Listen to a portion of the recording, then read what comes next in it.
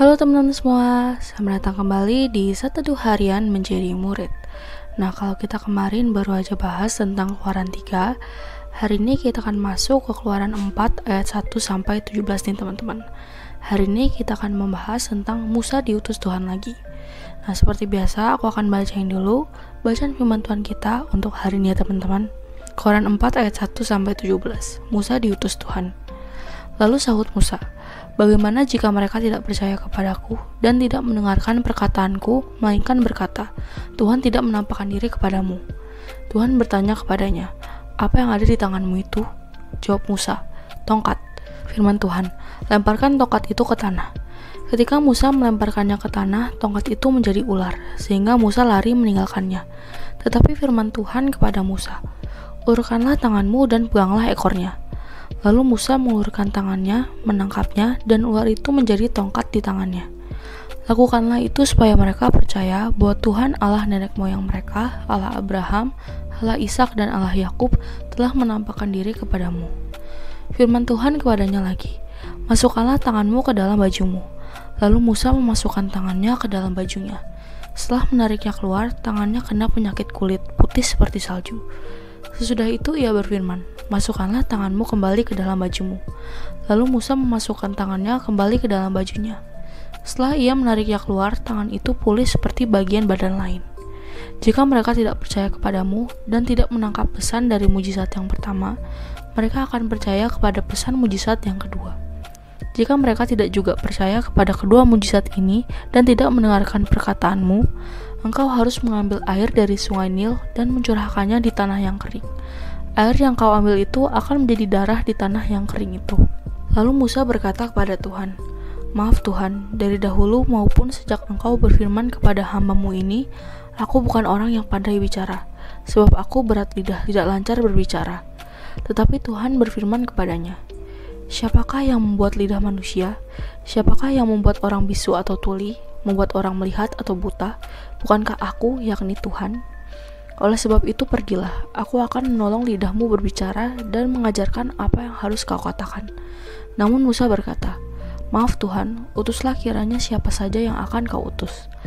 Lalu murka Tuhan menyala-nyala terhadap Musa dan ia berfirman, "Bukankah ada abangmu, Harun orang Lewi itu? Aku tahu bahwa ia pandai bicara. Lagi pula ia telah berangkat menjumpai engkau, dan apabila ia melihat engkau, hatinya akan bersukacita. Engkau harus berbicara kepadanya dan menaruh perkataan itu ke dalam mulutnya. Aku akan menolong lidahmu dan lidahnya berbicara. Aku akan mengajarkan apa yang harus kamu lakukan. Ia harus berbicara bagimu kepada bangsa itu. Dengan demikian, ia akan menjadi penyambung lidahmu dan engkau akan menjadi seperti Allah baginya. Bawalah tongkat ini di tanganmu yang akan kau pakai untuk membuat tanda-tanda mujizat." Ya demikian teman-teman, bacaan firman Tuhan kita untuk hari ini. Sekarang kita langsung masuk ke satunya ya. Jadi di ayat 1, Musa mengatakan pada Allah keberatannya, bahwa orang Israel tidak akan percaya kepadanya. Tuhan tidak menampakkan diri kepadamu. Sangat mungkin orang Israel akan bicara demikian dengan Musa. Tidak ada penampakan apapun dari Yahweh kepada siapapun selama lebih dari 400 tahun. Dan orang Israel tidak melihat Musa selama 40 tahun. Mereka tidak ada yang tahu apakah Musa jujur apa bohong nih. Di ayat kedua, Tuhan menanyakan apa yang dimiliki Musa. Ia menjawab, sebuah tongkat. Dan ketiga, tongkat itu jadi seekor ular. Pas tongkat jadi ular, Musa kabur guys, kaget kali ya. Nah di ayat 4, Tuhan minta Musa untuk memegang bagian ekor ular itu. Biasanya kan pawang ular nangkap ular dari lehernya ya biar nggak digigit. Si Musa ini diminta untuk menunjukkan kepercayaannya kepada Tuhan dengan memegang ekornya. Dan saat dipegang, ular itu berubah menjadi tongkat milik Musa lagi. Di ayat kelima, tanda yakni tongkat yang berubah menjadi ular itu digunakan untuk meyakinkan orang Israel akan misi Musa yang diberikan dari Allah. Dan nantinya akan digunakan juga di hadapan Firaun. Di ayat ke-6 masih kurang yakin juga guys. Tuhan Allah memberikan tanda kedua.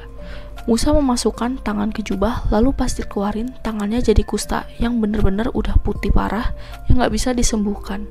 Berharap tanda ini akan membuat orang takjub dan akhirnya percaya. Tanda pertama itu menunjukkan kekuatan supranatural. Tanda yang kedua sekaligus sebuah peringatan dan pelajaran. Kusta itu seperti salju. Kusta jika sudah mulai memadat, seluruh kulit nampak putih mengkilap di dahi, hidung, dan lain-lain. Nah, pertama kayak muncul benjolan, lalu menebal, kering seperti kulit tapi halus. Kadang-kadang pecah dan akhirnya muncul borok. Nah, kuku tangan dan kaki ini bisa rontok. Kelopak mata jadi menekuk ke belakang. Rambut nanti nutupin si kusta itu, lalu kulitnya membusuk. Nah, artinya untuk bisa kusta kayak tangan Musa itu butuh waktu yang panjang. Di ayat ke-8, tapi pas tangan Musa yang kusta parah itu dimasukkan ke jubahnya lagi dan dikeluarin lagi, bisa sembuh total. Nah, pasti orang akan tercengang dan yakin ini adalah mujizat dan percaya, benar nih Musa diutus oleh Tuhan.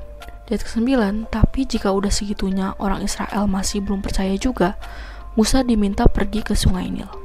Orang Mesir menganggap sungai Nil adalah dewa yang agung, dan perubahan air sungai Nil jadi darah adalah indikasi penting bahwa Tuhan yang telah menugaskan Musa lebih besar dari dewa Mesir manapun. Di ayat ke-10, udah segitunya, tapi Musa masih ragu guys. Dia berkata, ya Tuhanku, saya tidak fasih lidah. Guys, ini adalah upaya Musa untuk melarikan diri dari misinya. Saya tidak pernah menjadi pembicara yang fasih, katanya. Di 11-13, Tuhan meminta Musa untuk merenungkan. Siapakah yang menciptakan mulut manusia? Tuhan kan? Jadi Tuhan bisa banget menyembuhkan kekurangan ucapan Musa apapun itu. Ia dapat dan akan menambahkan kefasihan pada karunia yang lain jika Musa dengan sepenuh hati menerima misi Tuhan. Tidak ada yang terlalu sulit bagi Tuhan. Dia akan memberikan semua kekuatan, penglihatan, pendengaran termasuk ucapan. Tuhan akan mengajari Musa apa yang harus dia katakan jika Musa mengizinkannya. Musa malah ngomong, utuslah orang lain. Di ayat 14, akhirnya kemarahan Tuhan menyala terhadap Musa. Tuhan lalu mengingatkan tentang Harun, orang Lewi saudara Musa yang dapat berbicara dengan baik. Penggunaan kata orang Lewi jadi kayak nunjukin pentabisan suku Lewi di masa depan untuk pelayanan khusus bagi Tuhan. Harun akan datang menemuimu. Mungkin Harun bermaksud mengunjungi Musa di Midian untuk menyampaikan raja yang mengincar nyawanya udah mati. Di ayat 15, Tuhan memerintahkan Musa untuk ngomong sama Harun. Musa harus memberitahu Harun apa yang sudah Tuhan sampaikan kepadanya. Tuhan berjanji menyertai mulutnya Harun dan Musa. Di ayat 16, Harun akan menjadi juru bicara Musa. Lalu di ayat 17, jadi ambillah tongkat ini dan engkau akan membuat tanda-tanda. Jadi demikian teman-teman, firman Tuhan kita untuk hari ini. Sekarang aku mau kalian buat merefleksikannya guys. Nah guys, hari ini kita belajar Tuhan sesabar itu sih sama Musa. Walau satu sisi wajar ya, trauma masa lalu membuat Musa takut ketemu orang Israel dan Raja Firaun. Ditambah udah 40 tahun jadi gembala, bikin gak pede. Semua kelemahan Musa itu jadi kayak nutupin kebesaran dan kemahakuasaan Tuhan. Jadi Musa melihat dirinya yang lemah, trauma masa lalu, dan tidak pede, lebih besar nutupin Tuhan yang mengutusnya. Namun, Tuhan dengan sabar menuntun Musa untuk mau diutus menjadi alat Tuhan dan berbicara pada bangsa Israel yang akan segera dibebaskan oleh Tuhan dan berbicara kepada Firaun. Nah, jadi yuk kita belajar memandang Tuhan untuk melampaui trauma masa lalu, ketakutan, gak pede, sehingga kita akhirnya bisa lihat Tuhan akan memampukan, Tuhan melampaui kelemahan kita, dan Tuhan memampukan kita untuk memenuhi panggilannya. Nah, lalu pertanyaan efektif untuk hari ini ada 3 nih guys. Yang pertama, apa yang kamu pelajari dari pribadi Allah hari ini? Yang kedua, apa yang kamu pelajari dari pribadi Musa? Lalu yang ketiga, kalau kamu jadi Musa nih guys, awalnya udah dapet pendidikan yang bagus banget, lalu kabur jadi gembala di Midian, dipanggil untuk bicara sama orang Israel, gimana tuh reaksimu? Nah, seperti biasa teman-teman boleh jawab sendiri, atau kalau mau komen di bawah jawaban kalian juga boleh banget guys. Ya, jadi segitu aja satu kita untuk hari ini.